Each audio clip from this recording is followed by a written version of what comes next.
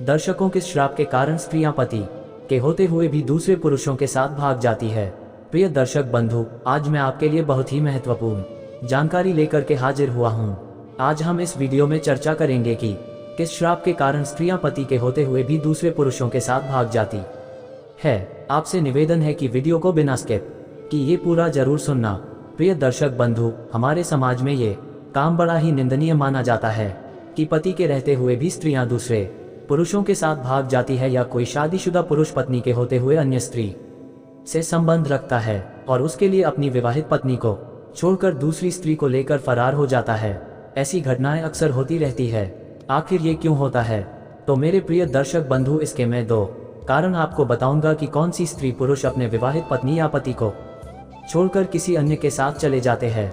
वैसे तो ये कहा गया है कि पति पत्नी का रिश्ता सनातन है, जन्म जन्मांतर एक दूसरे का साथ निभाने वाला होता है। हमारे धर्म ग्रंथों में ऐसी बहुत सी कथाएं आती है जिनमें बताया गया है कि कई जन्मों में भी एक ही पति पत्नी रहती है और रहे भी हैं, और उन्होंने भगवान से भी जब कभी मांगा तो यही मांगा कि हमारे संबंध जन्मों जन्मों तक बने रहे, और उन्होंने एक दूसरे का साथ निभाया भी। कभी किसी को छोड़कर नहीं गए, कभी किसी को धोखा नहीं दिया, हमेशा एक दूसरे के बनकर रहे। जरूरत पड़ने पर शरीर तो त्याग दिया, पर एक दूसरे से मन और आत्मा को अलग नहीं होने दिया।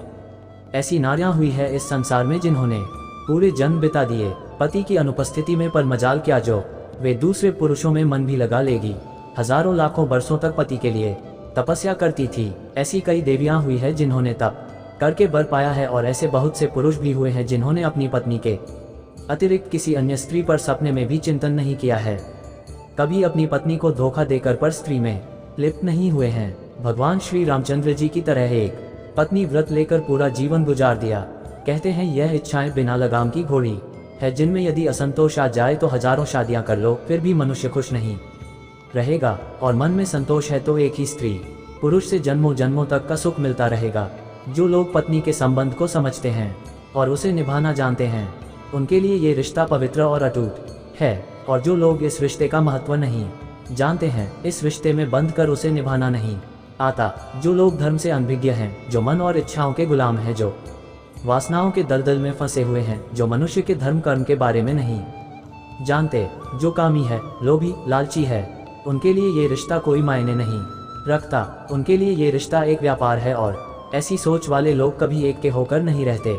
और कहा भी गया है कि ये 10 प्रकार के लोग कभी धर्म का विचार नहीं करते। नंबर 1 पागल, नंबर 2 नशे में मतवाला, नंबर 3 भयभीत, नंबर 4 असावधान, नंबर 5 क्रोधी, नंबर 6 जल्दबाज, नंबर 7 लोभी, 8 कामी, नंबर 9 थका हुआ, और नंबर 10 जो मन और इंद्रियों के गुलाम होते हैं। मेरे प्रिय दर्शक बंधु, इसलिए इन्हें धर्म और कर्म का विचार नहीं सोचता। अब हम बात करते हैं कि कौन से स्त्री पुरुष अपने विवाहित साथी को छोड़कर दूसरे के साथ चले जाते हैं। तो आइए प्रिय दर्शकों, सबसे पहले सुनते हैं ये छोटी सी कहानी। एक बार कैलाश पर भगवान शिव और माता पार्वती बैठे हुए थे। तभी माता पार्वती ने भगवान शंकर से पूछा, हे स्वामी, संसार में हजारों लाखों लोग बिना स्त्री के ही जीवन जी रहे हैं।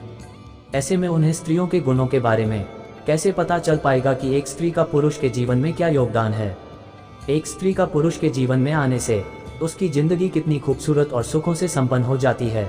स्त्री की उपयोगिता और श्रेष्ठता को यह पुरुष तभी समझ सकते हैं जब इनके पास स्वयं की एक स्त्री होगी। इसीलिए माता पार्वती ने सभी अविवाहित पुरुषों को एक एक स्त्री देने का निश्चय किया, और सभी अविवाहित पुरुषों को पृथ्वी पर एक जगह दावत रखी गई। भगवान शिव और माता पार्वती की इच्छा से तरह तरह के व्यंजन बनाए गए, और दर्शकों ने मंत्रणा पाकर के सभी अविवाहित पुरुष भगवान शिव के कुटिया पर आए। सब लोगों को भोजन कराने के लिए बैठाया गया। माता पार्वती तरह तरह के व्यंजन उन्हीं परोस कर खिला रही थी। वे जब भी कोई व्यंजन परोसने आती तो एक नया रूप बदल कर आती थी। अब वहां पर परोसने वाला तो कोई नहीं था। माता पार्वती ही तरह तरह के भेष बदल बदल कर उन्हें भोजन परोस कर खिला रही थी। भोजन करने वाले अविवाहित पुरुषों ने देखा कि भांग धतूरा पीने वाले की कुटिया में तो एक से एक सुंदर हजारों स्त्रियां है। इतनी स्त्रियों का ये बाबा क्या करता होगा?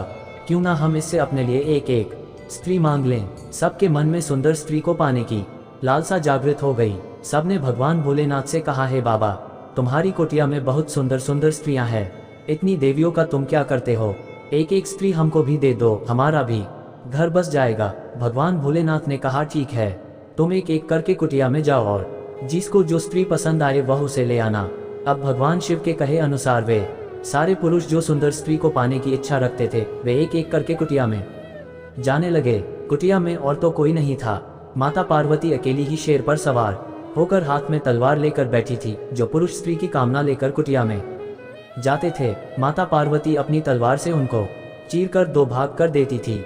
बाईं तरफ का भाग स्त्री और दाईं ओर का भाग पुरुष रूप में बदल जाता। वे स्त्री पुरुष दोनों हाथ में हाथ डालकर कुटिया से बाहर निकलकर चली जाती।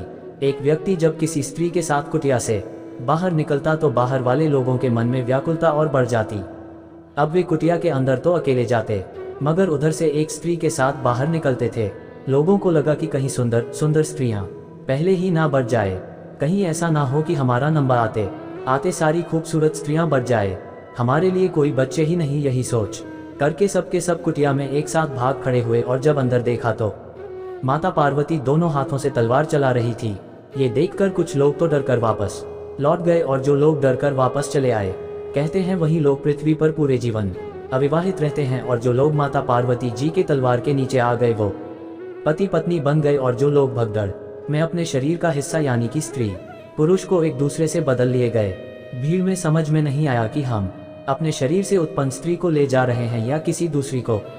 वहीं आज अपने पति या पत्नी को छोड़कर एक दूसरे के साथ चले जाते हैं। और जो लोग अपने ही शरीर के भाग को यानी कि अपने ही शरीर से निकली हुई स्त्री को अपने साथ ले गई, उनका साथ जन्मांतर हो गया। वे कभी अपने साथी को ना धोखा देते हैं ना दूसरे किसी के साथ जाते हैं। दूसरे स्त्री पुरुषों से वही स्त्री पुरुष संबंध रखते हैं जो अपने वास्तविक अंश से अलग होकर दूसरों के हाथों में पड़ गए हैं। वही लोग अपनी पत्नी या पति को धोखा देकर दूसरों के प्रेम जाल में फंस जाते हैं।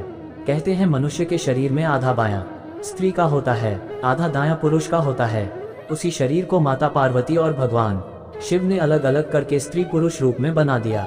जो लोग अपने ही शरीर से निकले स्त्री के साथ जीवन भर रहते हैं, उनका प्रेम संबंध पति पत्नी में हमेशा अटूट बना रहता है। प्रिय दर्शकों, ये तो एक कल्पनाओं पर आधारित कहानी थी, पर वास्तविक मनुष्य अपने कर्म का ही भोग भोगता है।